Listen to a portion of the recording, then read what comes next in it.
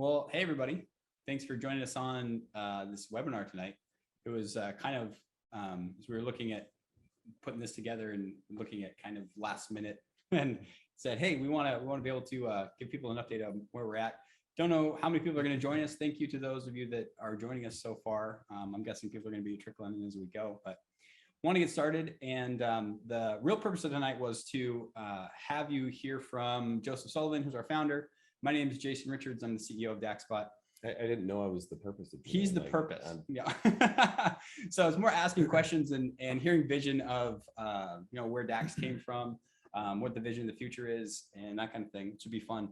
Interesting. I was actually just driving over here back to the office this evening, and while I was listening to the news on the radio, and spokesperson from Amazon today said that they anticipate in the next 5 to 10 years there will be a robot in every single household. And I thought, kind of interesting and timely, because that's, I think it's more and more commonplace now, but it sure wasn't 5 or 6 years ago when Dax started. So Joseph, could you first tell us how and when the vision of Dax came and how it's come to be so far? Sure. Well, let's see. The first part, that's fairly straightforward. I used to live not too far away from here. I was able to walk to work most mornings, and I was walking to work one morning, just walking along the sidewalk, and this was probably 2015, and I realized that a robot could be walking on the sidewalk, like doing what I'm doing, and then you quickly realize like that would be really cool, and there's a whole bunch of stuff that a robot could be doing, like delivery is kind of the obvious one, but once that idea kind of starts, you're like, wow, there's really no reason why this couldn't or shouldn't happen. Fast forward 6 years of hard work. Right. And poof, we have a robot. And poof, we have a robot. Yeah. No, that's awesome. So what makes you excited today? I mean, obviously, like you said, so that vision started in 2015, and other competitors were basically just getting into the marketplace at the same time in the delivery space. Fast forward a lot of hard work, 6 years later, we have a product that's, in different parts of the United States. So what makes you excited when you think about Dax today? I think the most exciting thing about Dax today for me is that after 6 years of work, getting Dax, kind of working in the dark, so to speak, with a small crew of people, getting Dax to the point where he can actually start going out. We can start having some manufacturing numbers and seeing him get put to work. It's all well and good to have, great ideas, in a lab somewhere. But when you actually start seeing those things, seeing the robots on the street, seeing, him actually delivering stuff and paying customers showing up, that's really exciting, because that's kind of the next step we need in order to pursue all the rest of the ideas we have. We can only go so far without revenue, right? Right. Yeah. Then we need revenue to pursue the rest of the goals. So I think that's the single most exciting thing, just the fact that we're kind of entering this big new phase with the whole project. Yeah. It is pretty fun. I mean, just in the last handful of months, I mean, the amount of changes and things, and Dax going to different places, and it's been pretty cool. Right. I show up at work, I'll drive in here and I'll see Daxes running up and down the sidewalk, and I've seen that for years, but like it's getting much more intense. You go in, the operations room, and you see all the people and all the robots getting made. It kind of has that smell of like manufacturing and stuff. And it's a lot of fun to see. Yeah, that is cool. So where do you see Dax? Maybe not like the form of Dax today, but where do you see Dax in the next 20, 30 years? Or maybe that's a bigger picture of where do you see robotics looking like, and Dax playing a role in that. So what do you see that looking like in the next 20, 30 years? Yeah, well, if you look at all of the pieces that we have right now, like I'll give you a good example.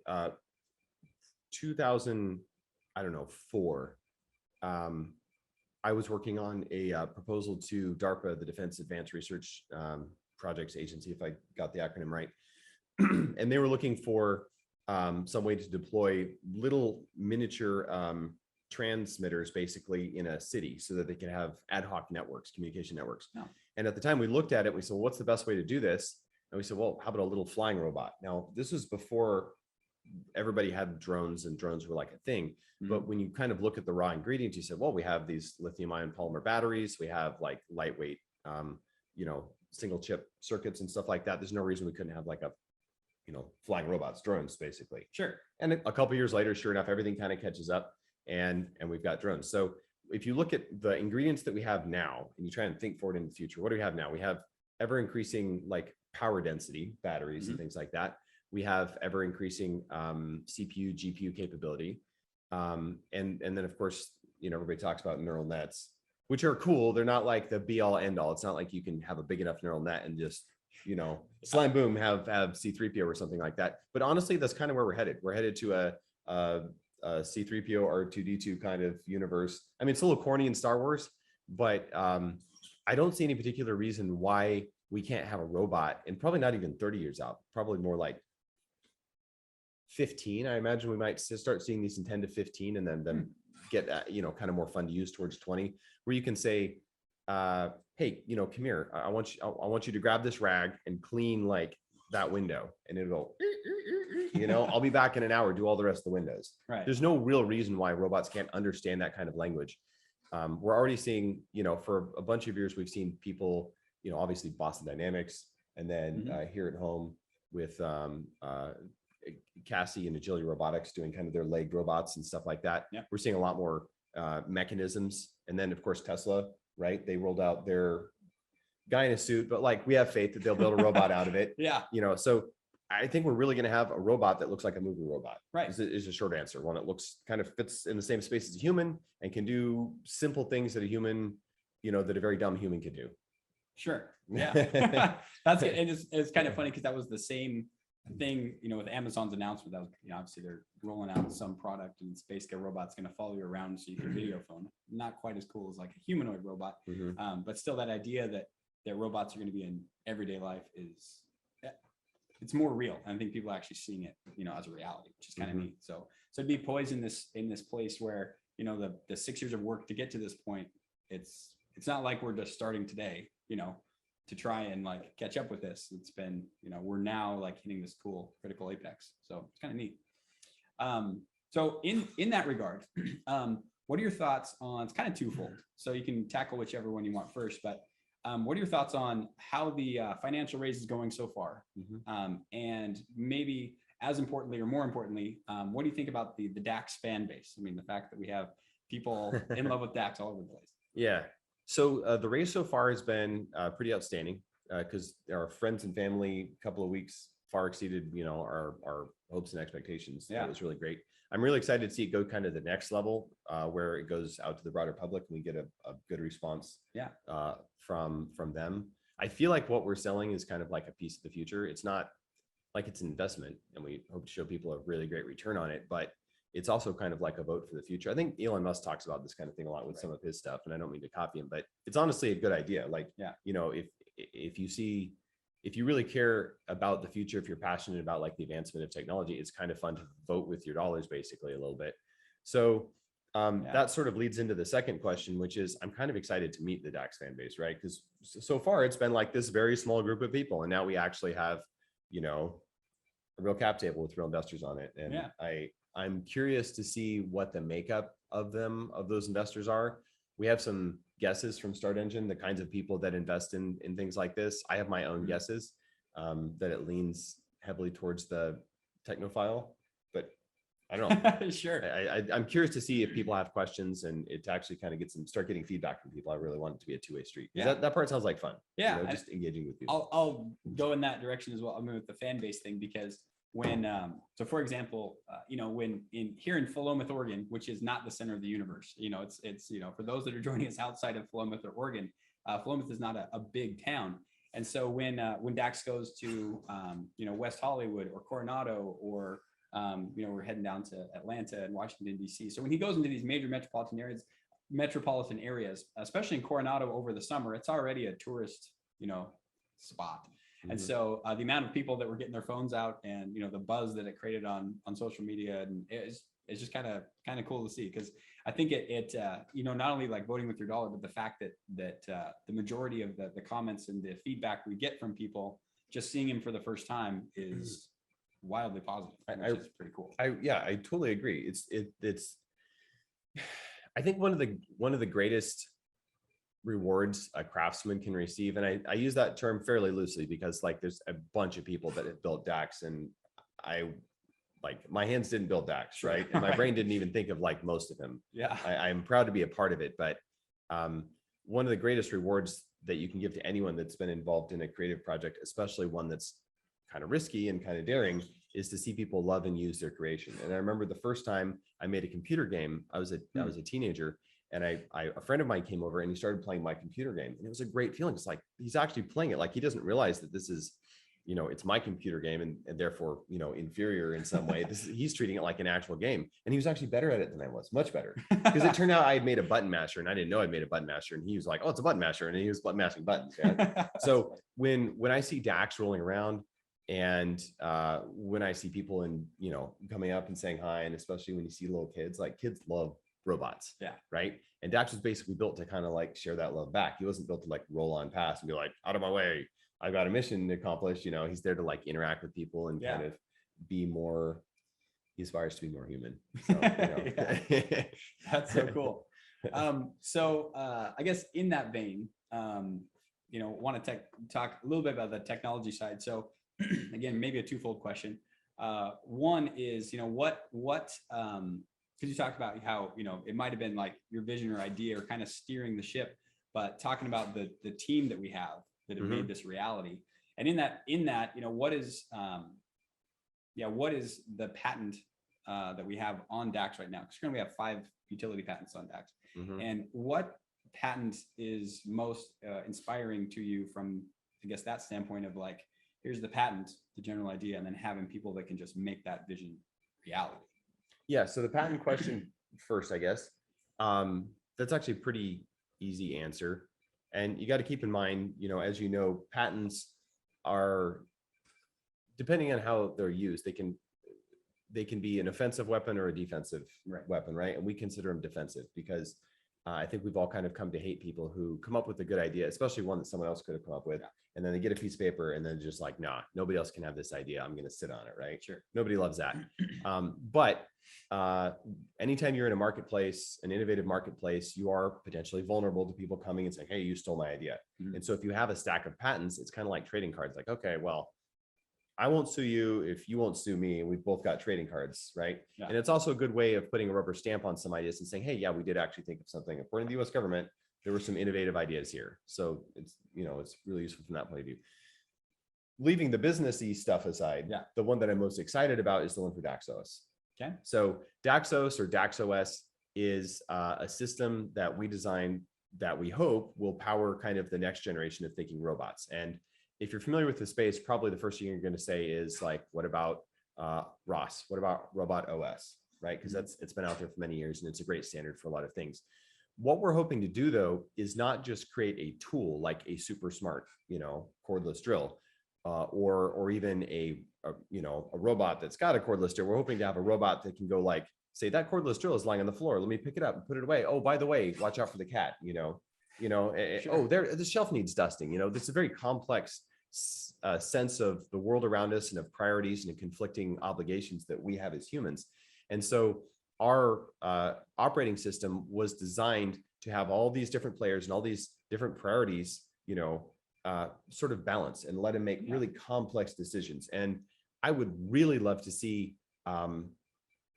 if we ever get to the right point, DaxOS be fully released to the public domain and become kind of a standard that people can use and share and contribute to. Like full on open source. I would love to see it. You know, companies can't always do that unless they have like an endowment or something like that. Like they have to protect the revenue first. But like, assuming we got to that place, I can't think of anything that'd be better for the world and probably better for us long term than to like open the door a little bit and share some of the things that will make robotics better, because our mission is robots in the service of humanity. Right. We have to make revenue. We're a company, a for-profit company, but like our mission isn't own all of the secrets and not let anybody else have them. Right. Yeah. That's awesome. That's very cool. So last question that I have that I wanted to ask you about, and then we had some people that have asked this question. So anybody that's joining us, if you have some questions that you'd like to ask us, you can put that actually in the chat in Zoom. Nobody else is going to be able to see it except for us here as the hosts. But just want to put that out there. So, so the last question, I guess, is like, what are your thoughts on where we're at now as far as like Dax. We've got, a few robots that are deployed in Coronado, functioning, doing deliveries. And we've got, more deployments lined up. Coming up next month, we've got, robots heading down to Georgia, some robots going to the DC area, Georgetown, and then more and more contracts that we're, in the process of closing. So, so what are your thoughts on that? Sure. I guess the way I look at it is kind of twofold. Like we've talked about the bigger picture of robotics, yeah, and where it's headed. And then there's also the fact that no matter how big and fancy robots get, we have to show success at every stage, right? We have to make money and have a good, stable operation here before we can move to the next stage. It's a little bit like jujitsu, right? You've got to have a good defensive position, and you've got to have a good game plan before you can make that move and get like get a hold, get a submission or something like that. Right. So just being very thoughtful and methodical. So we're in a position right now where we've got a robot that's good, that's useful, that's helpful. And we want to see him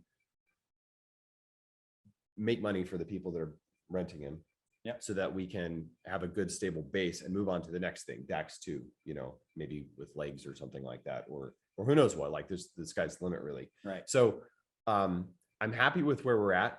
I'm going to be much happier once we are making like wild fans of all the people that are using us. Everybody loves Dax, including the people that are using Dax to deliver things right now in the different places. Once they are just like rabid, like when can I get on the waiting list to get 100 more kind of a thing. Right. And we see them being very profitable and successful. I guess I should say successful rather than profitable, because I don't want to presume what their particular mission is. But yeah, once we see them being as successful as possible, I'm going to be really happy. And of course, as we're working on spooling up our production, getting the volume we need out there, and getting the track history and the accessories, the implements to like, oh, hey, not spill that drink or carry this particular load or interface with our API or something like that. Like each customer has a different set of requirements. So we're trying to like check these things off the list to get to that place where they're just like, yay. Yeah. Yeah, that's awesome. And to answer that, because people have asked me that, what is kind of the goal with the raise, if you will, and so part of that is essentially that, just spooling up production, to create 20 robots costs something, to create 200 is a different game, right? So fortunately we have we've got Rick, who's the manufacturing manager, and he's done a great job of coming in and really helping systematize the production side of things.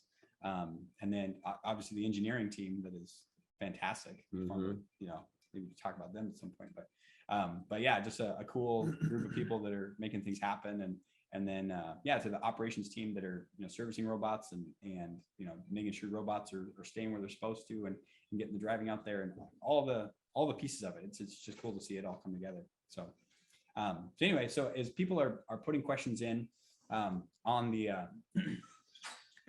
as people are putting questions in to the chat, one of the things, I'll start with the first question that we had from earlier today is maybe it's a question of how is Dax creating new jobs and new industry? So do you want to talk about that one? Yeah, sure. Yeah. So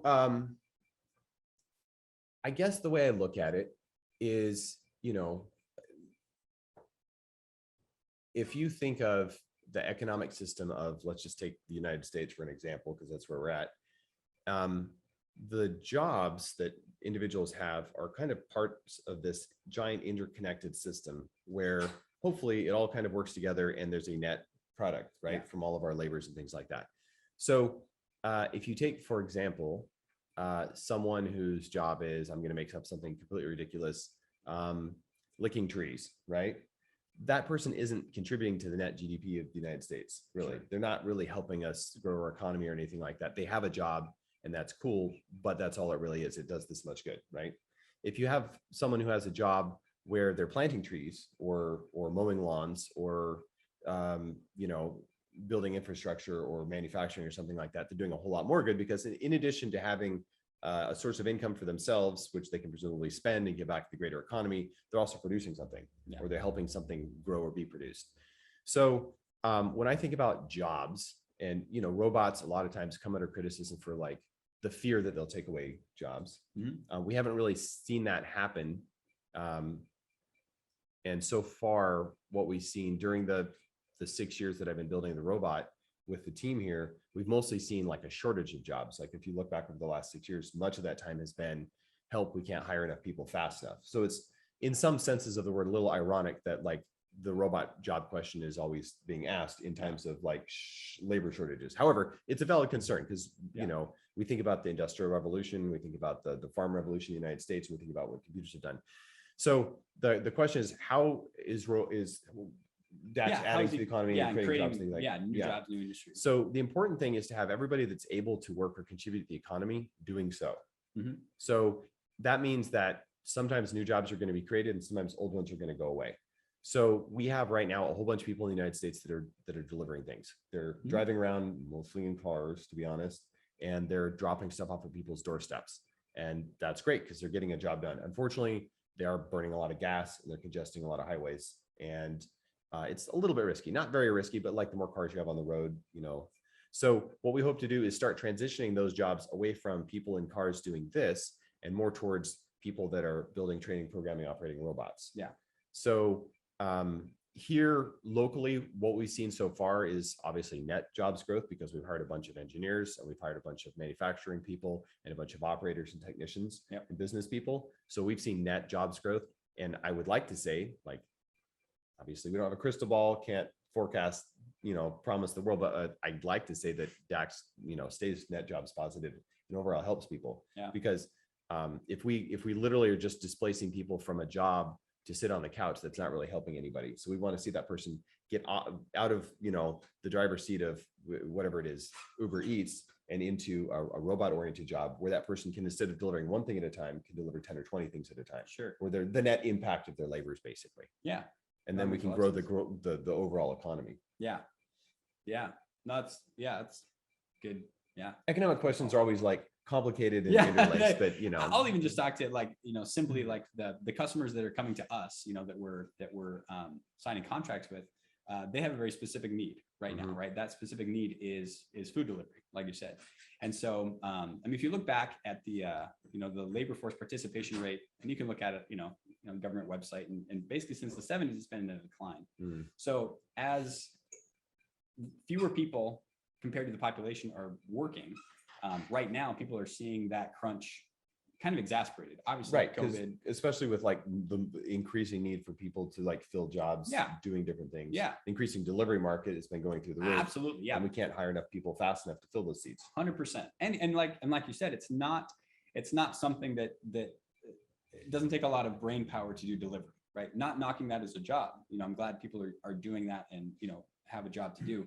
But the restaurants or the grocery stores, the people that contact us are saying that they would love to be able to do delivery or do more delivery. There just isn't people to do it. Yeah. And so one example in Coronado specifically is that somebody stopped using, I don't think I'll say the name, but they stopped using a company to do delivery because there wasn't people to do it. They would literally have 15 or 20 deliveries waiting, meaning people ordered food, they made food, they're expecting it to be delivered to their house, but there are no drivers to come pick this food up and take it to them. So, so it is an interesting question that crops up a lot. And so hopefully that helps somebody out there.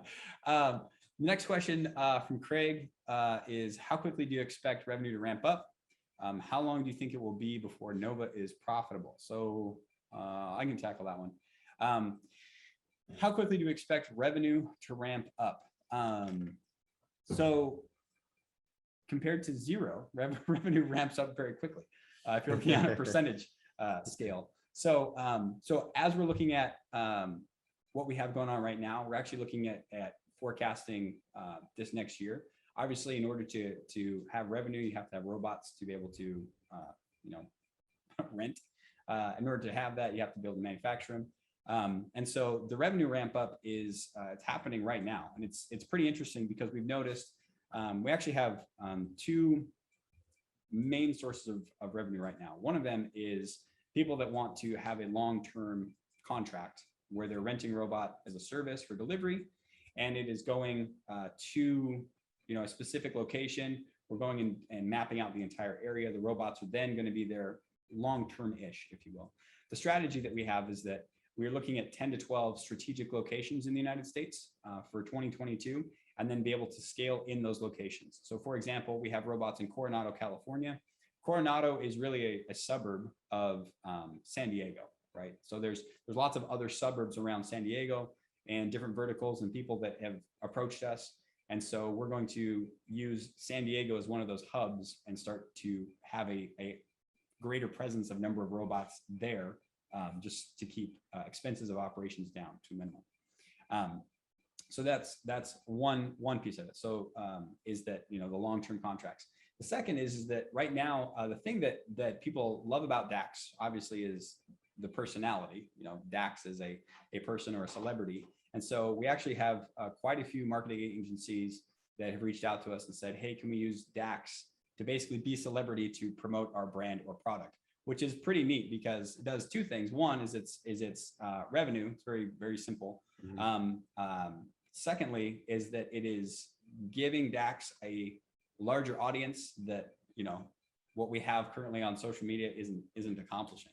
I think we can talk about a couple of those. I think. Yeah, I was gonna say, I think we can talk about it now. So one of them was Jim Beam was a product, you know, that we did. It was on a golf course. So they delivered a new seltzer to players for the San Francisco Giants baseball team on a golf course in Napa Valley.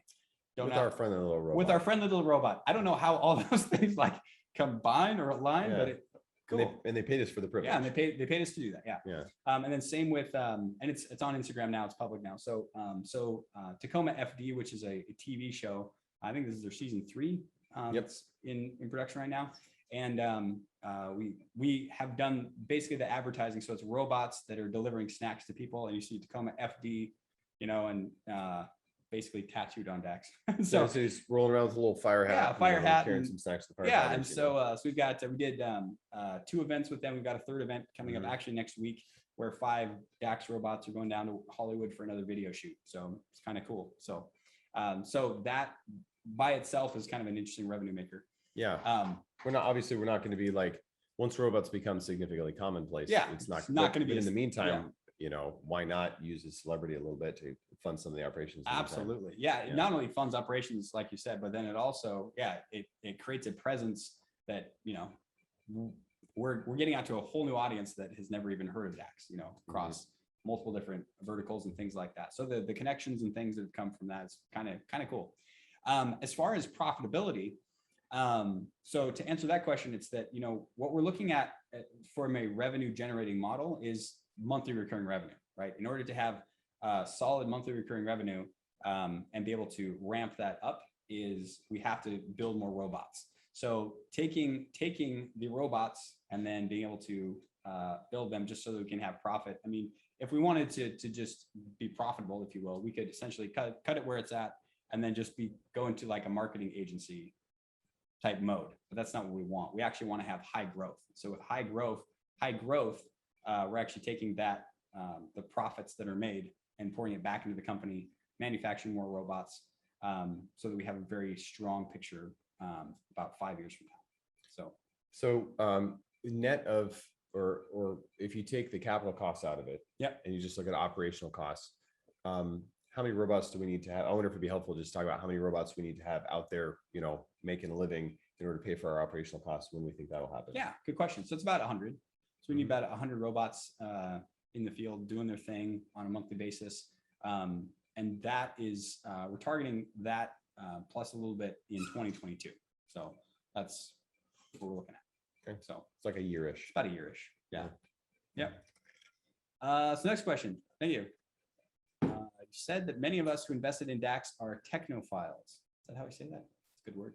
What are the reasons that a technophobe should invest in Dax? So if you're afraid of technology, why should you invest in Dax? I don't know.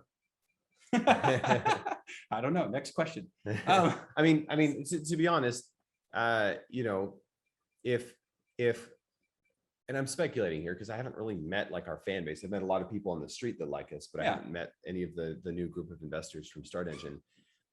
In my imagination, if I had $1 and the only thing I wanted to do was have kind of like a low risk place to put that, I could, you know, buy a treasury bond or something like that, right? Sure. But some, you know, there's a bunch of different options.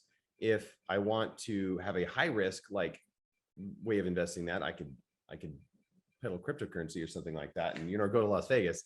The people that in my imagination, again, are investing in DAX are doing it because they really care about our mission.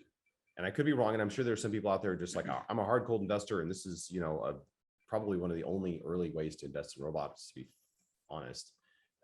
So I'm sure there's those people out there. But I'm guessing that a lot of people have kind of like, there's some heart part of it too, not just a head part of it. Yeah.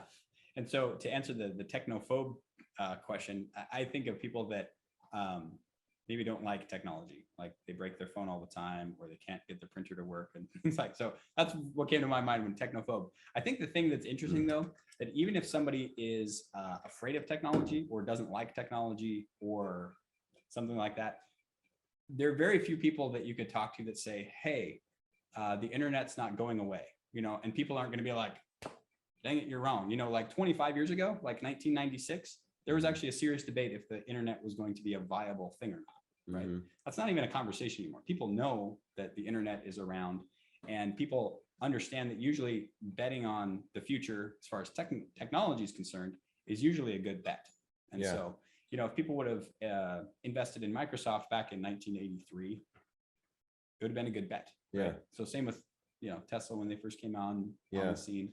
I think honestly, a lot of it boils down to what people mean by the word technophile. Because if you're talking about someone who like is a nerd or knows all the ins and outs of, you know, a computer or a phone, that's not really what I'm talking about. I'm talking about someone who loves technology or who loves the things technology does for them. So if you're a technophobe, meaning you don't read the manual, but you like your smartphone and you like your super smart car, then, you know, welcome to the club, basically. So basically everybody, unless you're a hermit. If by technophobe you mean essentially like someone who just hates technology and wants to live in the mountains, the only reason I would invest in DAX is to like spy on the robot world to see, you know, what it's doing. But I'm imagining that's not what we're talking about here. Right. Yeah. That's fair. So hopefully that answered the question. It's like it was Andrew that asked that question. Hopefully that answered the question, Andrew. If not, you can send us another. I'm curious if Andrew's a technophile or a technophobe or what that means. Yeah. Get out Wikipedia real quick. No, I'm kidding. So another one of the questions that has come up previously is keeping DAX safe. So when DAX is, I called it in the wild. So when DAX is in the wild, he's roaming the streets of Coronado. How do we keep DAX safe? Sure. Well, let's see. There's lots of ins and outs to that. I don't really want to go into like the boring route is like cybersecurity kind of stuff. Yeah, not that. More of like, how do you keep people from either stealing DAX or hitting them with a hammer, or, you know, how do we keep you safe? He's getting a little bit nervous. You know, he's been out there though. He's seen the streets, you know, and most of the streets have been pretty good to him, I think. Oh, it's here. Yeah, barring a couple incidents. Yeah. So I think his first defense is honestly just the fact that he's cute, because most people don't want to hurt something that's cute. For the people that do, you know, the few people that are out there that just had a really bad day and want to, you know, break something, DAX isn't a particularly great target because there's not a whole lot of satisfaction. It's not like, you know, he's carrying gold bars around for the most part. And what he is carrying around is, you know, locked inside of him. He can kind of see and avoid you, and he's not going to try and run over you. So he's going to keep his distance. And, you know, he knows and we know where he is at all times. So it's not like, it's like, you know, what keeps people from bumping over ATMs? Like, you kind of make a long list, you know, and DAX has that same list, but he's also kind of cute. So you got to be like, have a really bad attitude and want to tangle with an ATM. So it just hasn't happened that much. There's been a couple little pranks. People play pranks on the robot, but so far nothing that seems really genuinely mean-spirited. Yeah. I think my favorite story was the blog post on the Daxbot.com site, but blog post of, you know, some kids that were trying to capture DAX because they wanted to build a robot. And so they wanted to build a robot. So like, oh, well, if we have a robot help us. Got to start. Yeah. Help a robot. Like, what a genius thing. We had one person run out and like just lie down in the street in front of DAX, I think, to see what would happen. And we had a couple guys run out with a trash bag and just like bagged him. And he just kept doing his thing. He could see anyway. Yeah. You know, so he just kept doing his thing. Yeah. For the most part, you know, people are nice to DAX. Yeah. Yeah. People want to play with them a little bit. I mean, I do the same thing. If I saw DAX in the wild, I'd want to mess with him just a little bit. I'd be just like, kind of look in his eyes and see how much he's seeing me and kind of like see how he responds to different things. You know, does he want a cookie? You know, right. Yeah. It's kind of fun. So let's see. So one of the questions that is actually, it comes up, personally I get a lot. So have both of us personally invested in DAX? Yeah. Yeah. Yeah. Absolutely. Yeah. I mean, Yeah, rough numbers. I mean, 6 years of my life and $2-ish million, together with my brother. So yeah, I'm definitely very invested. I'm the biggest single investor. Yeah. Yes. And yeah, secondarily, so yes, I personally invested in DAX. When we were going out for this raise through Start Engine and the crowdfunding regulation and things like that, they said that I was not able to. So directors, the board of directors, anybody that is an officer in the company, we're not allowed to invest on the Start Engine platform. Right. So anything that you see on the Start Engine platform didn't come from us because it can't. So yes, I did personally invest in DAX ahead of time, and you can see it in the Form C. You can see the cap table as it exists, and so all there for everybody to see. The other cool thing that I thought was really interesting and telling is, I mean, we're not a huge team here. We're less than 20 people. But more than 2. I think there was an assumption that people thought it was just a couple of us. Oh, here we go, Jason. Yeah, it's you and me. let's do this. So there's a team of us here, less than 20. But the cool thing is that the majority of people that work here have also personally invested in Daxbot, which is really neat. So it was kind of cool to see that people believe in basically, they believe in the product they're selling, if that makes sense. Yeah. And a lot of people want to know that is what's happening. It gives them. Honestly, it's a really cool thing. It's like one of the coolest things that's going on. Yeah. And to be a part of it is a privilege for me and for everybody else. Yeah. Yeah, absolutely. And so, there's lots of regulations around, wild, assumptions and numbers and things of, where we think, DAX is going to go as far as, lots of money and that kind of thing. It is honestly all speculative at this point, because it's brand new technology and right. Nobody's doing it, especially not like DAX. Right. So it's pretty amazing. So I want to give one last chance. I think I got through all the questions that were out there from previously. Is there any more questions? This is the answer from Andrew. Good. I was hoping you would say something. What do you say? Thanks. Great answer. I'm a technophile, but my parents are technophobes. I got my parents to invest because they have a lot of respect for integrity and work ethic of your family. Cool. So you, yeah. Hope to live up to your expectations, Andrew. No pressure. Yeah. So, but yeah, if nobody had any more questions, I slated basically 45 minutes, and it looks like we're right on time. So, with that, thank you everybody for joining us. And one question. If people wanted to, people who see this after we're done recording it, I assume it's going to be available for the investors, and we might make certain parts of it available to the public. I don't know what you guys are going to do with it, but if somebody wants to talk to us later, what is the best way of doing that aside from just contact at Daxbot or whatever? Is that the best way, or to you and I specifically? Well, I don't know. It'd be fun to kind of have a way to chat with people, right? Not Twitter. And I'm wondering what the best way to do that is. So as far as the raise is concerned, so if those of you that have invested, on the Start Engine platform, we're doing updates, and those updates should be coming directly to your email. So if you have invested personally in Daxbot, every time we do an update, it'll give you an email and say, hey, here's what's new with Daxbot. And so that's kind of a cool place to dialogue and things like that. People have asked questions directly. There's kind of a comment, ongoing section. If you have a specific question about the investment or about DAX in person, that kind of thing, that would be a great forum to put it out there, is on the Start Engine page, honestly, because then if you have that question, chances are you're not the only one. You're just the brave one that spoke up and said something. So if you're able to comment on the Start Engine site, that would be great, because then it would help other people that might have that similar question. So maybe next time we can also see people's faces or talk to them. Or whatever. Yeah, it'd be awesome. Yeah, this is our first go. We just wanted to see how it went and see what would be helpful. And any feedback is always awesome. So if you're not a fan on Facebook or Instagram, or I think we have a Twitter. Anyway, you can find us on that with at idigdax or facebook.com/idigdax. And Miriam does a good job of answering people much faster than I will if you email me. So, so with that, we'll let everybody go. Have a great night. Thanks, everybody.